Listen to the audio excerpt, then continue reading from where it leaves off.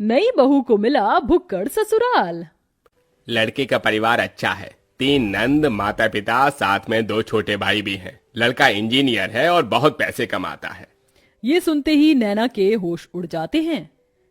3 नंद, 2 छोटे देवर, ऊपर से सास ससुर के साथ मेरा पति, इतना बड़ा परिवार। अरे माँ, इतने बड़े परिवार में तो मैं परेशान ही हो जाऊंगी। काम भी करूं और उनके ताने भी अलग से सुनो। अरे बेटी, परेशान क्यों होती है? पंडित जी, मेरी बेटी के लिए ससुराल ऐसा दिखाओ जहां माता पिता और लड़का इकलौता हो, ताकि मेरी बेटी को ज्यादा परेशानी ना उठानी पड़े। चलिए, अगर ऐसी बात है तो ठीक है। मैं आपको एक अमीर घर का रिश्ता दिखाता हूँ। इकलौता बेटा है, साथ में माता पिता रहते हैं। नैना जैसे ही लड़के की फोटो देखती है, उसे लड़के की तस्वीर अच्छी लगती है।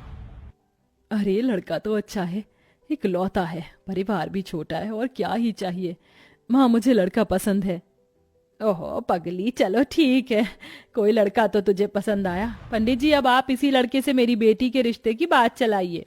हाँ हाँ बहन जी, बिल्कुल। फिर क्या था, पंडित उस अमीर घर में जाकर रिश्ते की बात कर लेता है। अब दोनों परिवार एक दूसरे से मिलने लगते हैं और उनका आना जाना लगा रहता है। बहुत जल्द शादी की तारीख भी निकल आती है। मुझे नहीं पता था कि इतनी जल्दी शादी की तारीख भी निकल आएगी। बेटी, अपने ससुराल में जाकर खुश रहना। खुश तो रहूंगी ही माँ, छोटा सा परिवार है, सुबह शाम रोटी, दोपहर में सोना, फिर रात को आराम करना। नैना को बहुत आसान लग रहा था, लेकिन वैसा होने नहीं वाला था। शादी होने के बाद जब वह अपने ससुराल आती है तो उसका ससुराल में घर बहुत बड़ा होता है, जिसमें उसे सफाई करने में ही बहुत ज्यादा समय लग जाता है। हे भगवान, अमीर घराने में तो आ गई, लेकिन यहाँ झाड़ू पोछा करते करते ही मेरी कमर टूट गई। तभी आवाज आती है, बहू, ओ बहू, अरे अभी तक तूने नाश्ता नहीं बनाया? नैना फटाफट सफाई करने के बाद अपनी सास के पास जाती है। माँ जी, बस रसोई में ही जा रही हूँ, मैं पहले सफाई कर रही थी। अच्छा सुनो, मेरी नंद और उसके बच्चे आज घर पर आ रहे हैं, उनके नाश्ते के लिए आलू के पराठे बना ले। और हाँ, शिवा आलू के पराठे नहीं खाता, उसे प्याज के पराठे पसंद है, उसके लिए वही बना देना। हेमलता ऐसा कहकर चली जाती है। लो जी, मिल गया ऑर्डर, अब इतने सारे लोगों के लिए पराठे बनाने होंगे। नैना ऐसा कहकर रसोई में चली जाती है, जहां वो बहुत सारा आटा गूंथती है। इतना सारा आटा गूंथने में ही मेरे हाथ दुखने लगे, अभी तो इनके पराठे भी बनाने हैं। नैना रसोई में आलू के पराठे बना ही रही थी कि हेमलता की नंद माहेश्वरी अपने बच्चों के साथ आ जाती है। अरे वाह, सही समय पर आई हो नंद जी, गरम गरम पराठे बन रहे हैं। बहू, चलो नाश्ते की टेबल पर ही बैठते हैं, वहीं पर बातें करेंगे। हेमलता पूरे परिवार के साथ नाश्ते की टेबल पर बैठ जाती है, जिसके बाद रसोई से नाश्ते की टेबल का सफर करते हुए नैना बहुत थक जाती है। हे भगवान, नाश्ते की टेबल पर आने आने में ही मेरी फिरकनी बन गई।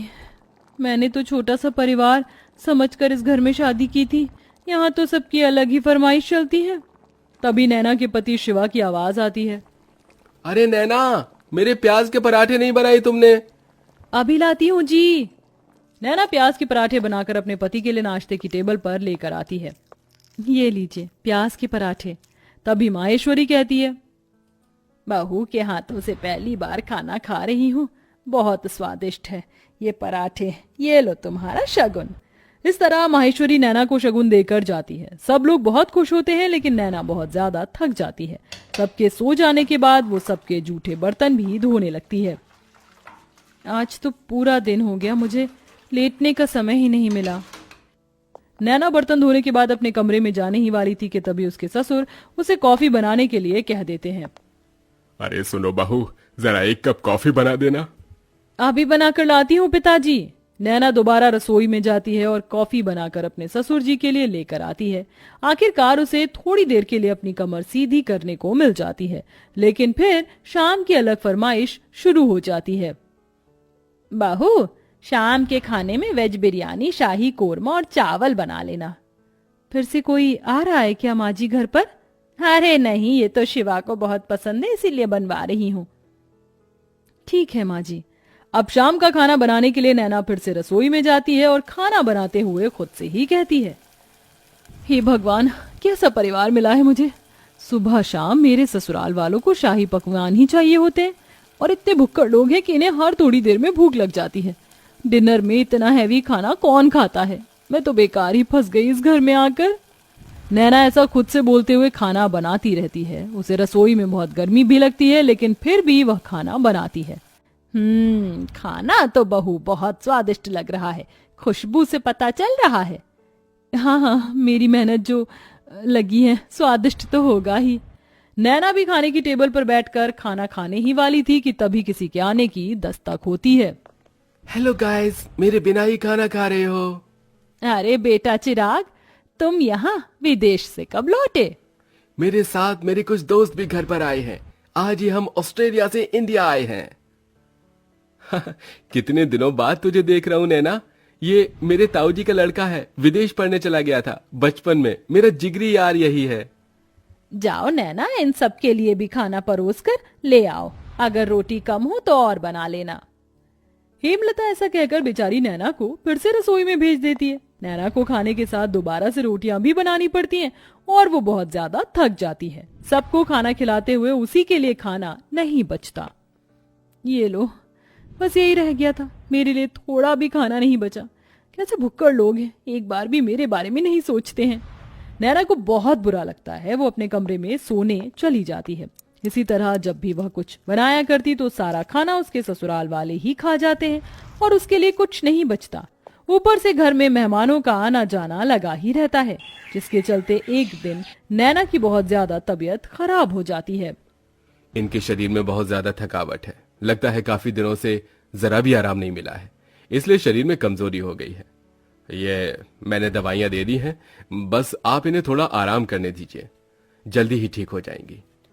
डॉक्टर की ये बात सुनने के बाद हेमलता को अपनी गलती का एहसास होता है और वह अपनी बहू के पास जाकर उससे कहती है, जब से तुम इस घर के अंदर आई हो सारे काम तुम ही देख रही हो। मैंने तो कोई काम नहीं किया है और ये भी नहीं सोचा कि तुम कितनी थक जाती होगी। मुझे माफ कर देना बहू, लेकिन आज से मैं भी तुम्हारी मदद करवाया करूंगी। माँ जी, आपको माफी मांगने की जरूरत नहीं है। मैं इस घर की बहू हूँ और घर की जिम्मेदारी समझना मेरा फर्ज है। नैना इतना कह रही थी कि तभी घर पर उसकी तबीयत के बारे में सुनते ही ताई जी, मौसी जी, बुआ जी सब आ जाती हैं उसकी देखरेख के लिए। हमारे रहते बहू को एक भी काम करने की जरूरत नहीं पड़ेगी। अरे बुआ ताई जी हैं ना, और मौसी जी भी हैं, हम सब मिलकर सारे काम कर लेंगे। इस तरह सब लोग नैना की बहुत अच्छे से देखरेख करते हैं। नैना को इससे ये समझ आता है कि रिश्तेदारों का आना जाना अच्छा होता है और सबके साथ प्यार प्रेम से रहना भी बहुत जरूरी है।